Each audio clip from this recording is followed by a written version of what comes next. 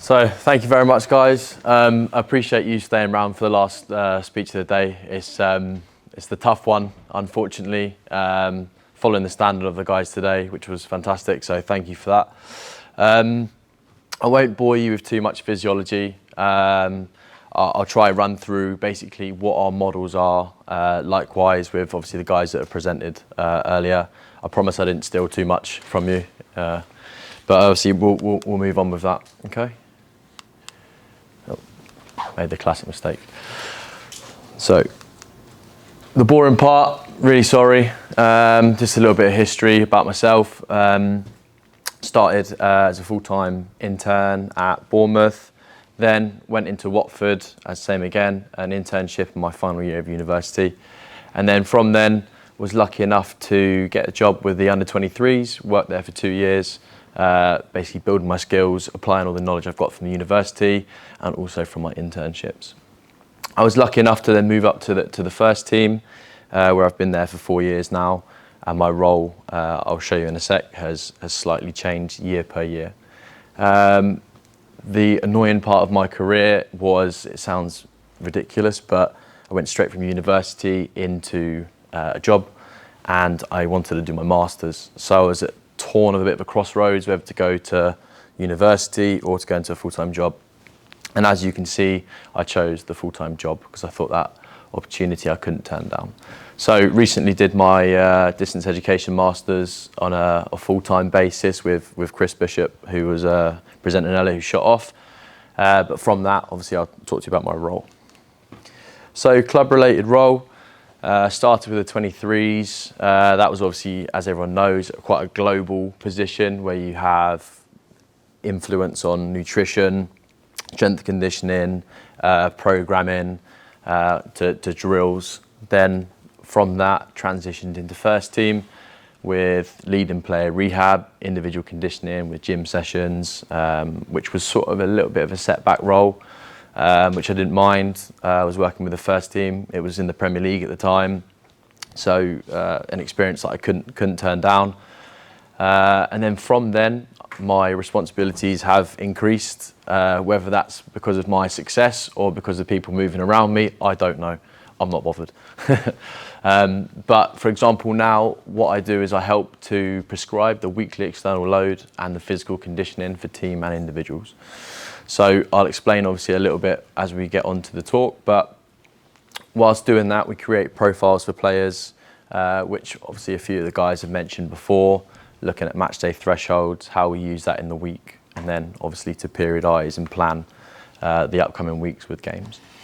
So obviously working quite closely with Stats at the moment and Ruth, who's been a fantastic help. We actually transitioned from GPX and moved to Stat Sports this year. And with that, we've absolutely loved it. And it's really brought the club together from the sporting director and the owner to really invest in what they want to see and likewise what they want to get from the players. We're very big on live data at Watford. We plan the training before and we have all the thresholds of drills with match day intensities and the live gives us that opportunity to use it. I'm sure Ruth is sick of seeing my name come up on her phone. So process, it's different in every club. I know it is, but the process for us may have some similarities with your club or the way you see it. But the performance staff, so we have quite a big department which works in 2 ways. It is fantastic because you can lean on many opinions and guide the work you want to do between 4 or 5 of you. But then obviously your individual responsibilities are slightly less, but that's part and parcel of it.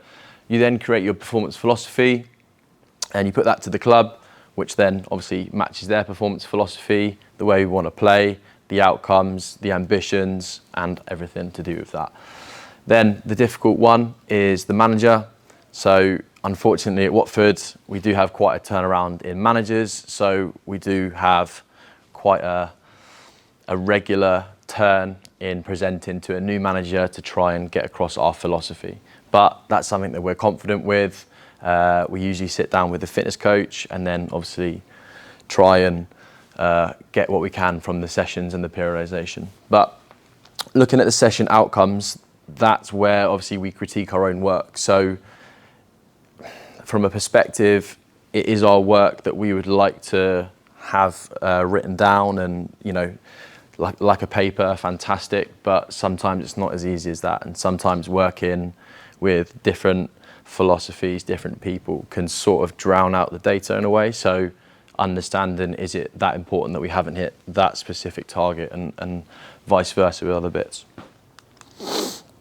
So considerations, everyone has them in their team, you know, whether that be complications or, you know, threats or anything like that. But we've basically looked at certain aspects of the considerations in the performance, starting with positional specific, relative or absolute drills. So if a manager comes in and everyone is doing the exact same possession drill, are we going to get the same physical output? Probably similar. Whereas if we work relative and positional specific, are people going to get closer match day thresholds to what they'd usually complete? So it's understanding how some days we might be doing possession drills where everyone can cover any position, and then likewise if we're in positional specifics. The coaching philosophy ties into that as well. Obviously they are the manager, they do decide what they want to do on the day. You can have a fantastic plan, everything written out to the nth degree, but if the feel or the coaching staff don't agree with it, then it can be moved to the side. So it is something that you have to be ready to change whenever possible. The obvious ones, drill duration and sizes, same with individual variations in condition. With our squad at the moment, we currently have 24, maybe 25 fit players. And from that, we have the match group that play almost every game, then a partial minutes group, and then obviously the no minutes group. So how do we balance all of these conditions in absolute and relative drills? Do we need to then subsidise more work on a +1, or do we do it on the day with the players? Do we achieve it in tactical or dry drills? So are we achieving the high speed sprint, accel, decel, high metabolic load efforts? Are we doing that in drills, or are we having to top it up? This is obviously one of the toughest things when you're working with an external coach that's just come in.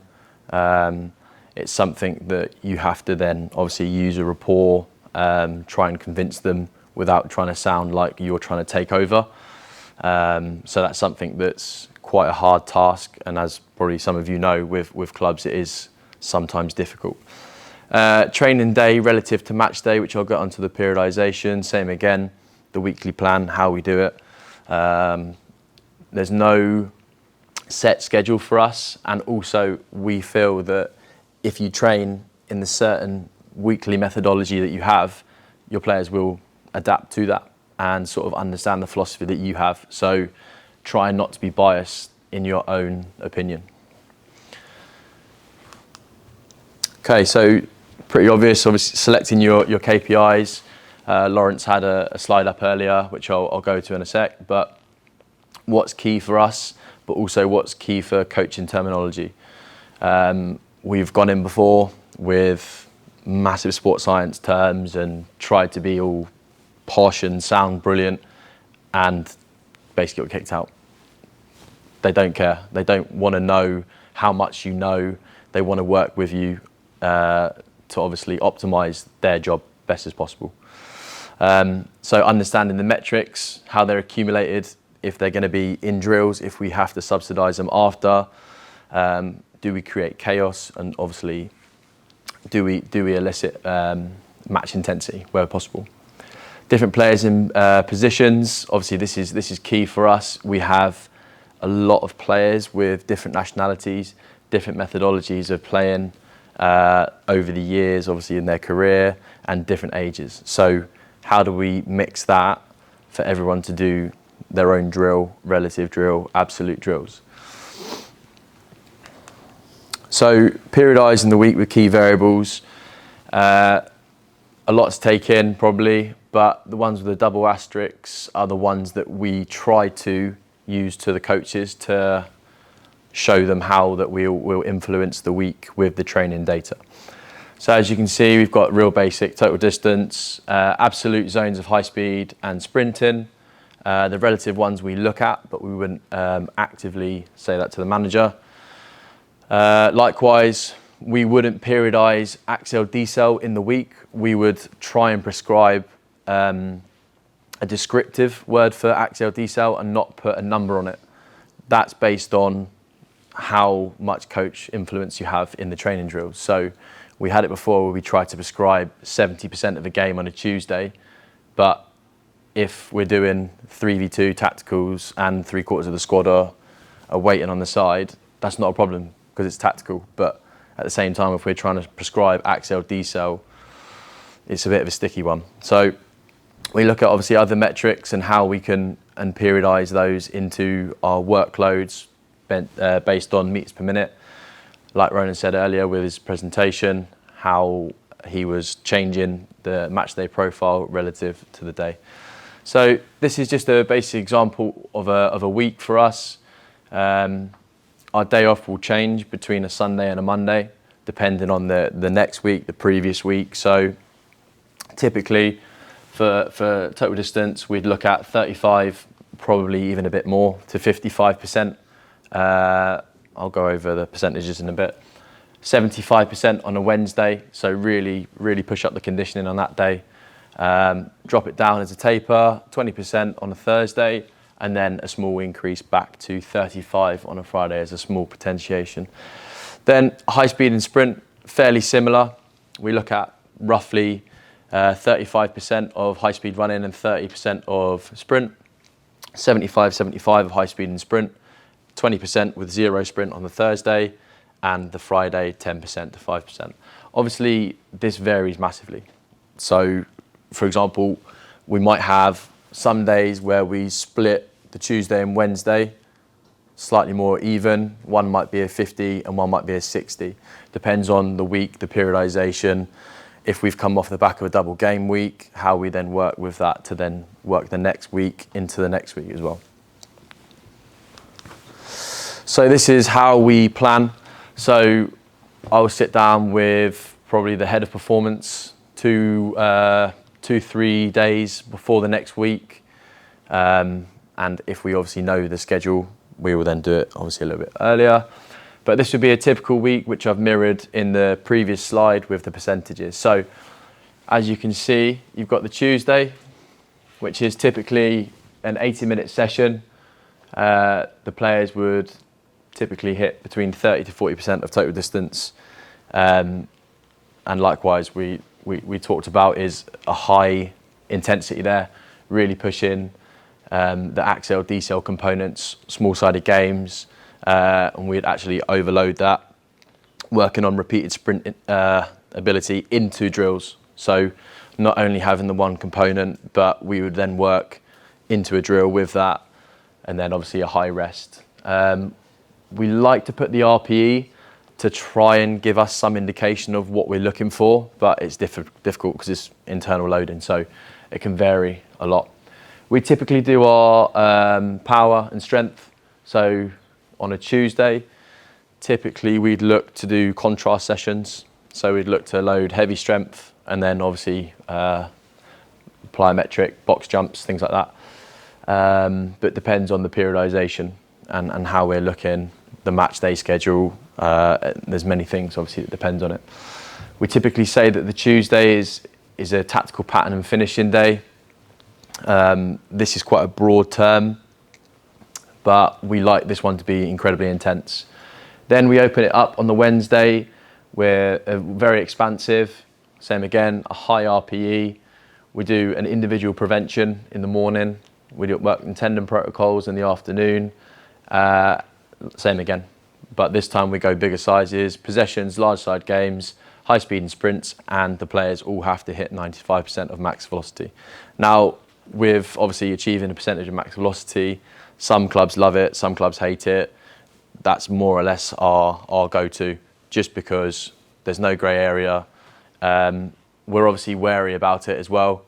if we've got, for example, 3-4 players over 30, they then come off the back of a double game week on the week before, something like this, then obviously we use the context. We're not stupid. We're not just going to throw them in. If they're not feeling good, then done. Conditioning is important for us, but it's not essential on the Wednesday. So part of our philosophy that we have and we've been told is Saturday is the day that matters. So Wednesday is the day that most players will be modified in some capacity if they are. So the high speed and sprint, likewise, same again, depends on the match day threshold, whether we've played or had a double game week the week before, or if anything's changed. On the Thursday, we have a taper where we drop it right down.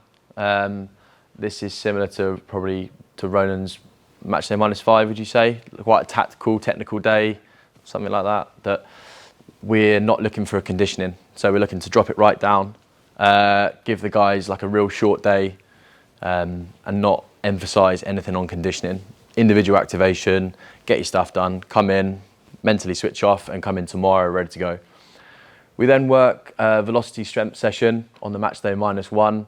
So we started this probably 2 years ago. A lot of plyometrics, a lot of RFD, a lot of high intense work, a lot of rest. And then we do CMJs the day before the game, which is good in some way, but at the same time, players obviously often question. It's more for how we track their strength and their performance over the season. But obviously it depends on the manager, the fitness coach, and depends on obviously the philosophy at the time. Cool, so obviously with periodization, one size fits all, definitely not. Definitely not. You know, when we look at research, there's parts of it I agree with.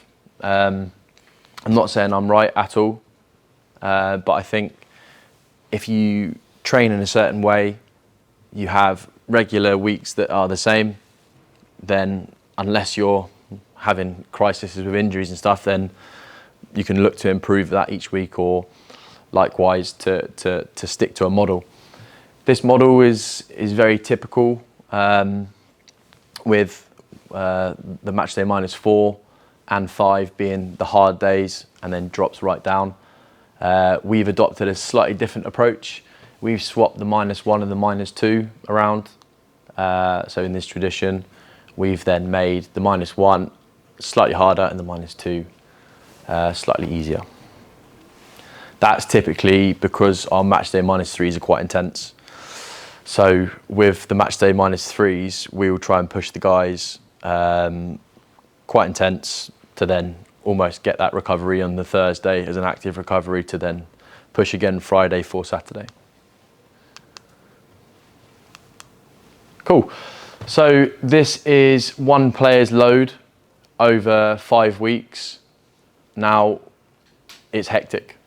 It's too crazy, and if you're trying to monitor one person's load like this every week, then you're going to miss something. So we've recently transitioned into Tableau, which is obviously miles better. Like Peter said, with Power BI, lets you select what you want to see, and likewise you can conditional format and flag different things. This is just an Excel that we used to use, but as you can see, it's hectic. So it's about obviously pushing out, you know, all the noise, and just understanding your data streams, what it looks like. For example, this player's total distance increasing in match minutes each week, pretty easy to see. Likewise with the high speed and the sprint, and then obviously how we flag that as well to, in our meetings, the MDT meetings, to say, okay, right, this guy's hit, for example, his average or above average for 2 matches in a row in a double game week. How are we going to load that person coming into the next week? Are we going to push them on the Wednesday in a single game week? Are we not? Work out on different tactics on how to do so. So with drill considerations, we're very cautious of overloading and underloading on certain days. So it depends on how our week is looking, and I know I've said that a lot, but it's the context behind it. So we look at obviously a lot of high speed running and sprint demands inside the drills, overpassing the match intensity and meters per minute. Now, this is obviously what a lot of practitioners work in. Is if we had it our way, it would probably be slightly different, but we need to integrate with a coach philosophy, and we don't necessarily have the time to trial things out. Not when you're in the season. You can add 1 and 2 little changes, but it depends on obviously your philosophy. But replicating relative distance and number of sprints, that's something that Ruth kindly showed me, which I'll show you in a sec, which is based on the individual profiles and how we may top people up with that word if it's not done in drills. Okay, so we look at percentages of sprints in game.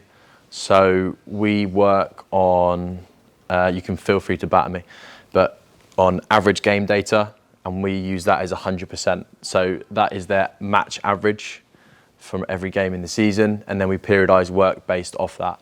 So you saw, for example, 70 and 80%, that is based off their match average, so everyone will have relative intensity. So do we condition players to match intensity or above volume and intensity? It's same again. Sometimes we do, sometimes we don't, depending on the player. Individual performance programs, if we have an under 19 or a 19-year-old in the squad not playing any match minutes, how are we going to condition him relative to where he needs to be? So when we look at the breakdown in sprints and high speed in the game, we've got zone 5 and zone 6. This is just absolute. So we would occasionally break down and have a little look to what our players are doing in different positions. So we've got a centre back and a striker, and they accumulate high speed and sprint very differently. We've worked out, obviously, in the game, well, it's not rocket science, sorry, that their sprint distance can look the same, but obviously it's the way they achieve it is very different. So our centre back usually is reactive sprints, being on the halfway line, let's say generically, on the halfway line, one stimulus, one ball over the top, the hips turn, the shoulders go, and they're off. Okay, so starting with the turn, high pressured, mistake. So they're the last line of defence usually because they're in sprint and high speed. It's very rare that you see a centre back covering a sprint into the passage of play. Not us anyway. So how do we replicate that in training for our centre backs? And also, how do we then integrate our strikers' needs when we work in relative positions? So it does sound easy. Let's just do a massive drill where there's a 1v1. You knock it past them and then one has to recover, one has to attack. Kind of, but I wouldn't say technically it's that easy. Depending on the nature of the opponent is massive. Playing in the Prem this season, we see, for example, the way Leicester and Chelsea attack are very different. So how do we individualise players' external load to suit how they're going to play, or how to sort of individually profile a player? And then moving back to strikers, the interaction of teammates and the context of the sprint. Is it useful, or do they just want to see that they're highest in high speed running in a sprint at the end of the session? So we sort of need to condition this on doing the right sprints at the right time with the right context of the coach and stuff. So this is what Ruth helped me with. It's probably not groundbreaking for anyone else, but for me, I really like it. So this is one of our centre midfielders. So we have basically the distance per sprint, which is obviously then 0 to 9, 10 to 19. And these are the amounts, so the event per distance. So when we're doing a session on a Wednesday and we say, okay, we need to hit more high speed, we need him to get 150 more meters high speed. Cool, 2 box to box with a high rest in between, done. Well, box to box is 75 meters, more or less, and he's only covered 6 events, which is 1%. So let's think about how many ground contact times that is in a sprint. Yeah, it's brilliant for them to be able to do it, but how much do we think about the relativity of how many times they do that in a game? So we look at events per distance, right? So what's the percentage breakdown per distance? So 36% of 10 to 19. So how do we work that relative to them in training? Because it's really easy for someone to say, here's a cone, there's a cone, 65 meters, do 3-4 sprints, walk in, we've hit our metrics for the day. But how can we then periodize that into planning relative sprints? And then do you always work relatively, or do you work some absolute? So do you try and push this up with percentage? And do you try and drop these down to work one and the other? And then this one is the total distance per event as well. So you've got events and distance, and then likewise the percentages change ever so slightly. So as you can see, pretty obvious, but the distance does increase in terms of the total distance in there. Sorry, just explain what the axis is, the x-axis. Sorry, I might have misunderstood there. Oh. 0 to 9, 10 to 19. Yeah, so these, given this is the pitch, 0 to 9, so these are the distances of 0 to 9. So he would have accumulated 153 in this period of games. He worked 153 times in this sprint. Then the next one, 287 in this sprint. So they work relatively in each sprint. Is that in the training session? No, in matches. Across his season? 22. So this was 22 matches of the player. So So it's 22 matches, and that's where he's at. Okay. yeah. So all the conditioning that previously led us to, right, let's do more high speed. We necessarily shouldn't be conditioning the player in this speed when they only do 6 events in the game. So it's just sort of, we're trying to think about, okay, should we condition athletes on long high speed expansive runs, or maybe more events over a shorter distance? Lee, Yeah. you've got no element of time in that and speed. It's just distance and numbers at a distance. Are you not working to improve their performance within those? Yeah, absolutely. So when looking at drill intensity, we'd factor that in to the work to rest ratio as well. But this is just like a global understanding of when we periodize top up runs, how we may do that. I completely understand and agree with you. But this is just to say, for example, our centre backs, why are we sprinting 75 metres with them when they're not ever going to cover 75 metres? So I completely agree. Sorry, it's a bit of a crude example. It's just something that we're trying to advance with.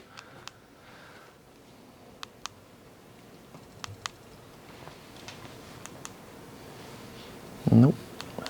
Cool. So likewise, we've got one half of the match down the bottom, and then up the top we have a training session. So it looks chaotic, and it is, but these are some of the metrics that we will try to overpass. And here, for example, HML efforts, we might try work in certain drills. For example, in the possessions, up the top, the first 3, we may try overpass, obviously, match intensity with this to try and stimulate HML efforts in that particular drill. Other drills, we may let it go free. We may not try to put a marker on it and see what we get back from the drills. But this is just looking at the speed graphic just to see, okay, where do most of the events come from a visual perspective. And likewise, we call this one cocktail Molotov, because this is a +1 session after a game.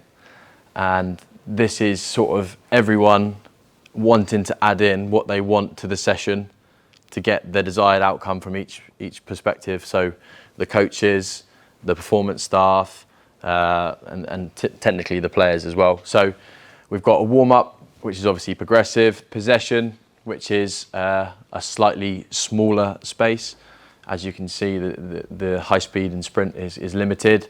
Then we have a different condition in large possessions, then into an isolated crossing and finishing drill, and then into a small-sided game, which is technically classed as a match.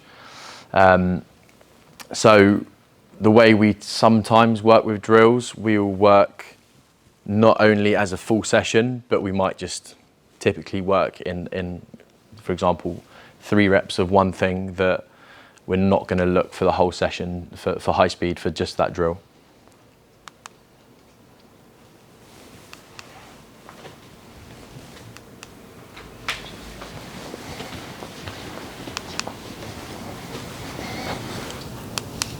Cool. So, like I mentioned, between training relative and absolute or positional specific, we tend to see this when we train as relative.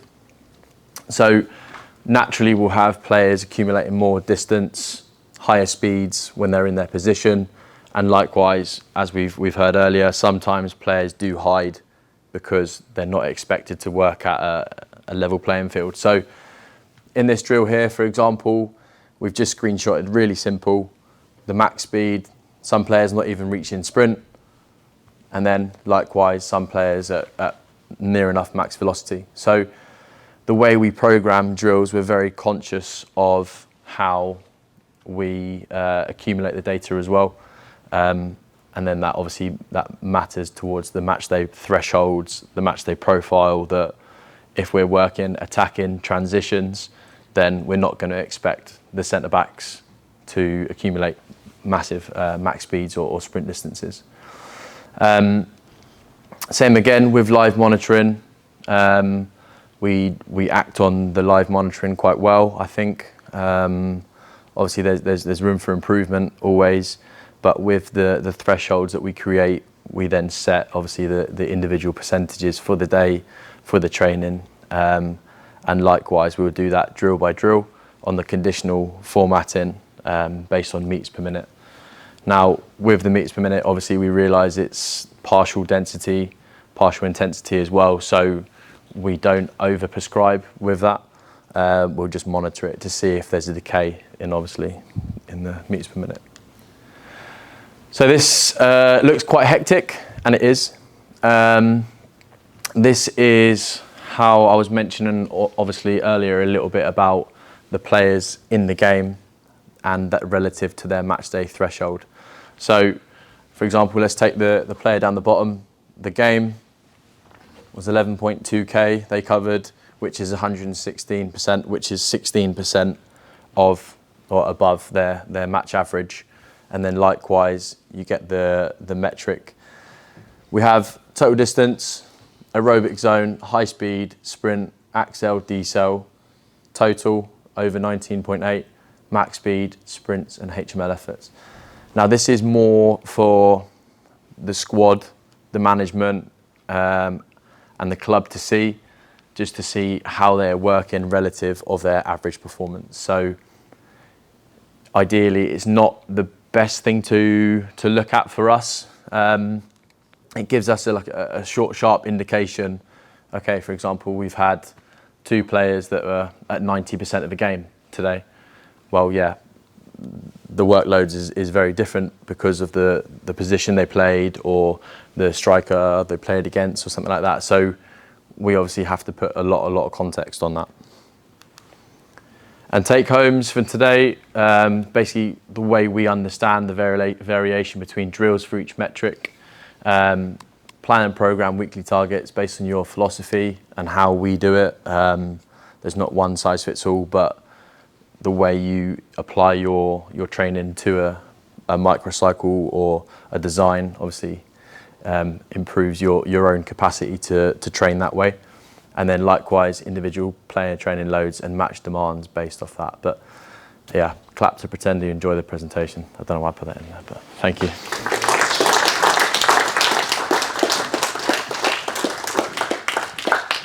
Questions for Lee? The relative zones, What do you look at there? So typically we would just look at above 85% of max speed and also entries in that. We couldn't do that with our previous system, so when we found out we could do both at the same time, we were like kids. Yeah, to both the lads in football, all three of you in football, when you, let's say you had a run of 7-day tournaments, you all seem to have a similar pattern in that Monday looks like this, day 2 looks like this. What discussions do you have regards pushing certain variables to increase the amount of work someone's able to do or tolerant to do, or is recovery and weekend performance so sought after that gets put on the back burner? How is it in the three clubs? I've seen it with different viewpoints, if I'm honest. Some coaching staff have a very set structure that they do soft aerobic for 40 minutes, literally on the match day +2 and no negotiations. So we have 10 guys doing 10 10s, 15 15s, and they can even accumulate 600 meters high speed running on a day of absolute. Now, we've had people that are completely the opposite and just prioritize matches. So we might not even know it, and a player has gone to the manager and is not training. We look on the pitch and they're not there. So it is individual for me, is that some people and some managers have different viewpoints. Some are conditioning for a longevity period, and then some are match to match. Obviously, we're not the most successful team in the Prem. So when you have that outlook, some people are more week to week, and some people are more, right, we'll condition them on +2s to increase the high speed running and try it that way. I don't know if I've answered that well, I've just waffled. But. Sounds like a minefield, to be honest. Yeah, I mean, it's complicated. We have targets that we aim for each week for the players, so we'll sort of depend on that as well. If they're considerably underloaded or they feel good, we'll then say, okay, maybe go through this pathway. Whereas if they're the other way around, they're slightly overloaded, they're not feeling great, we'll sort of tuck them on that pathway. I've got a question. After you, Mark. Just around max velocity, so obviously there's a bit of hesitancy if you've had a double game week, completely understand that. Yeah. In terms of going back into that routine, do you use lower thresholds? Do you integrate gym-based exercises or different types of training methods? What would you recommend from a practical perspective to try and integrate that high-speed running or max speed exposure in the week? Yeah, sure. So we typically have sort of like 3 loose pathways for it. We'll go pitch-based exposures. We'll then go gym-based exposures with slide board, for example. So we try and use slide board variations for the hammy if we're too worried or too concerned about maybe one player. We also work on conversation as well. So I'll sit down with one of the players and sort of say, look, here's 2 options, what would you rather do? Or even a third option to leave it for the week. So we would do basically a gym route, like I said, with slide boards and other hamstring exercises, but we also might just completely deload them for that week. So it's sort of dependent on the case and the context of it. If we've got players over 30 that have done double game weeks that are hitting 95% of match averages, and they're playing another double game week in 2 weeks' time, we might just say, okay, that's enough for us. Thank you. If you don't mind, I have a couple of questions. So, to the first point, thank you very much for the presentation. Brilliant. And football periodization, training load analysis is one of my favorite topics, so I have a couple of curiosity. So one is about your traditional week, no? So usually we have one big day, that is the plan, that's the match, no? So aren't you worried that in the long run, so I mean a season, you don't underload your players? Because obviously you have this day where you have high total distance, high speed running, but it's only one day, and all the other days as a country are quite low. So what is your idea about that? Because it's not only for 2 weeks or 3 weeks, it's for 8 months. Yeah, for sure. It sort of came off the back of preparing for double game weeks every week. And with that, I completely see what you say. And with the Tuesday, Wednesday sometimes we are partial to reducing the Tuesday to really push the Wednesday. Sometimes we bring it back down to their side to side, but I think, like you said, it should be slightly better and maybe improve the Tuesday session. We have done 5, 6, 7 Ks on a Tuesday, and then likewise 7, 8s on a Wednesday. But we felt the guys were so irritated from that training load on the Thursday, Friday that it wasn't quite worth pushing. Players got protective over it as well. Now maybe that's because we hadn't conditioned that from the start, maybe. So like you said, having a bit more of a chronic training load at that intensity, that volume, may then result in 3-4 weeks down the line being able to push that. Fantastic. Thank you very much. The second question is like a follow-up. We know from obviously studies done with the Liverpool and other clubs that the match day is the most important event or training of the week. Yeah. So that is the most important training session. But you not only play, and with like a low intensity week like you presented, actually in the long run, the non-starter, so the player don't play, yeah. maybe will have a different fitness level compared to the starter. So when they after during the season they will play once, obviously there could be a bit underload, there could be a spike. What you think about this point, and how do you compensate the training load that they lose during the match during the week? Yeah, sure. So we've often suggested to work sort of top-up drills on the Friday, the day before the game, for the guys that aren't starting. But then typically that may not go down well with the head coach. So on the day of the game, we then may isolate a certain metric. So we may say there's 4 drills. We have each one has a specific metric that we're targeting to try and obviously overpass the density from match minutes and whatnot. But we would do a top up, as you would call it, and then either the +1, we would then try and incorporate a session with 4 or 5 different aspects of it to try and be globally there. But we would then also have an eye on the next week to keep their distances the highest inside the week as well. Fantastic, thank you so much. Last question after No. pray for me. So thank you so much. So obviously you use a lot of the GPS, high metabolic, low distance metabolic power, high speed running, very high speed running, etc., etc.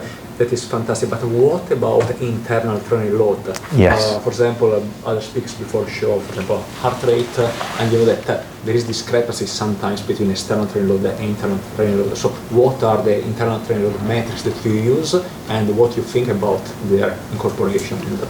Yeah, sure. We actually started using First Beat to monitor the players at the start of the season, but with that we lost traction with it because we were highlighting so much external load that we'd almost forgotten about the internal loading part of it, and it could have been massively improved, and we should have done a 50-50, but the external load importance pushed up and the internal load dropped. This was after pre-season, it was probably October. Because we'd fallen into a similar structure of the week, although we should probably have measured the internal load, we fell into a structure of, okay, well, we train 4 to 5 times in a week, we know what the thresholds are going to be, and so for us, we weren't too focused on measuring the internal load when we knew the session, more or less the volume and intensity inside that. Having the time and stuff to go back, I probably would, because obviously they're not linear. I would use that going back, but it just comes down to time and what we prioritise first. Fantastic, thank you so much. Thank you. Round of applause for Lee. Thank you.